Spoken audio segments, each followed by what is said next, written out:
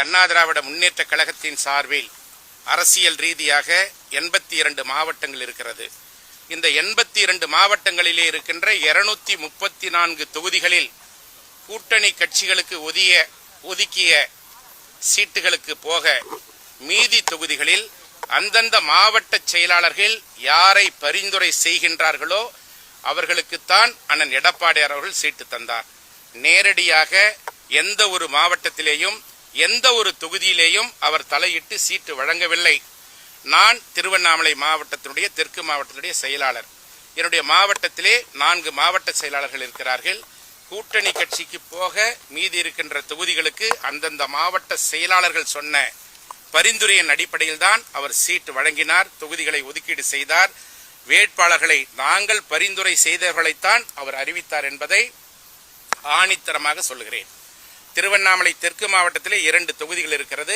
அந்த 2 தொகுதியிலே ஒரு தொகுதியிலே நானும், இன்னொரு தொகுதியிலே என்னால் பரிந்துரை செய்யப்பட்டவரும் வேட்பாளர்களாக அண்ணன் அறிவித்தார்.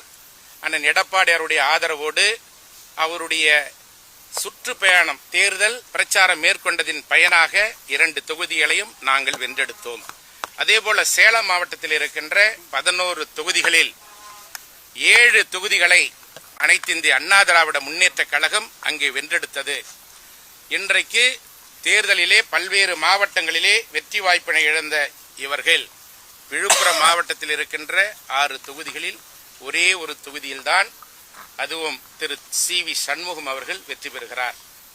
அந்த மாவட்டத்திலே கழகம் தோல்வியுற்றதற்கு அவர்தான் காரணம். அதேபோல கோவை மாவட்டத்தில் இருக்கின்ற 10 சட்டமன்ற தொகுதிகளில் ஒரே ஒரு தொகுதியில் மட்டும்தான் திரு எஸ்.பி. வேலுமணி அவர்கள் வெற்றி பெறுகிறார்.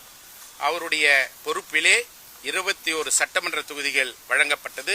21 சட்டமன்ற தொகுதிகளுக்கும் அவர்தான் வேட்பாளர்களை பரிந்துரை செய்தார். ஆனால் வெற்றி பெற்றது ஒரே தொகுதி. அதே போலதான் நம்முடைய சி. விஜயபாஸ்கர் அவர்கள் இருக்கின்ற புதுக்கோட்டை மாவட்டத்தில் இருக்கின்ற 6 சட்டமன்ற தொகுதிகளில் அவர் மட்டும் வெற்றி பெறுகிறார். திருவாரூர் மாவட்டத்திலே இருக்கின்ற திரு காமராஜ் அவர்கள் 4 தொகுதிகளிலே ஒரு தொகுதியிலே வெற்றி பெறுகிறார். அதற்கு என்ன காரணம்? தொடர்ந்து இவர்கள்தான் அந்த சட்டமன்ற தொகுதிகளிலே வேட்பாளர்களாக களம் காணுகிறார்கள், வெற்றி பெறுகிறார்கள். ஆனால் அதே நேரத்திலே அந்தந்த மாவட்டங்களில் இருக்கின்ற மற்ற கழகத்துடைய வேட்பாளர்களை வெற்றி பெற வைக்க இவர்கள் எந்த விதமான முயற்சியும் எடுக்கவில்லை.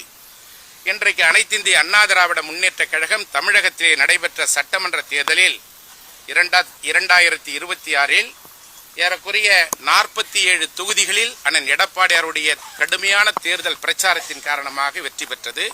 கூட்டணியின் சார்பிலே 6 தொகுதிகளிலே வெற்றி பெற்று 53